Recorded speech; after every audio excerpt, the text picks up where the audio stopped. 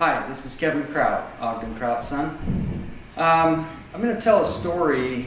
A gentleman came into our shop the other day and asked this question. He says, you know, we're heading kind of for a depression, and it looks like things are going to get pretty rough. And what's your suggestions, Kevin? What do you feel that people are going to do at this point? And I said, you know, it kind of reminds me of a story when I was young. I really studied out the Depression. And I went to a gentleman who was in our hometown, Pima, Arizona, and I was interviewing him for this class. And I said, boy, it must have been really miserable to go through the Depression. And he sat there for a few minutes and he looked at me and he says, no, son, he said, actually, the Depression was one of the best years of my life. And I says, the best years of your life? You better explain that one, because I don't understand that. And he says, well, let me tell you the story. He says, we started out, and you know, everybody was doing their own thing, and they lived in their homes, and they were kind of far away, and then this tragedy hits the country, the nation, and we all got together and we decided that we would have a community garden. And there was one gentleman that had lots of garden space, but he had no water. And so we went and found somebody with some shares of water that said that he'd send some down the ditch to us, and you know, he'd be happy to do that to help the community. And so we got together and we got all the community together. Everybody came.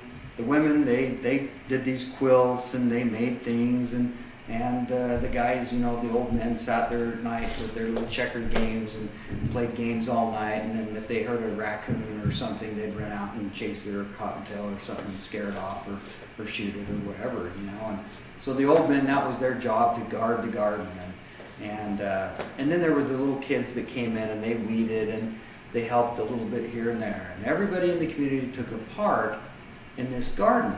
And everybody talked to each other, and they visited, and they found out problems, and so they need this. And there was a girl who got pregnant by some salesman that came through, and she didn't have any money, and she didn't, you know, and she really had a hard time, and so they built her this little house out of a barn, you know, that she could stay, and they made her quilts, and you know, and they had this, and she had this little baby, and everybody, you know, took part in that. It was a wonderful thing, and so there was all of this helping together, this bonding, and everybody loved it. They wanted to go to the garden. They wanted to have this, and see, we're a people who are collective people. We get in groups and we like it. We like social events. We like social things to talk to people.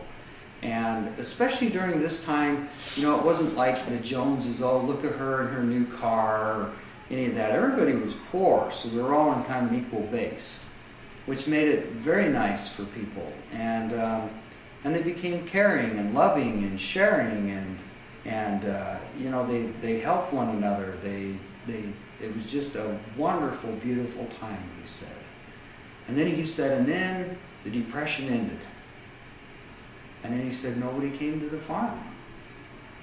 And you know, the farm dried up, and the old men didn't come back very much. You know, some came back for old times, and then everybody kind of went back to their houses. And once in a while, they'd see so-and-so, oh, hi, how are you doing? And you know, and then it got lonely, and people got sad. And he said, I sure wish the Depression was back, because we as a people were one, and we cared about each other. And so that's what Zion will be someday. It will be about the same kind of a structure where we all care about each other and we're all working towards a certain goal.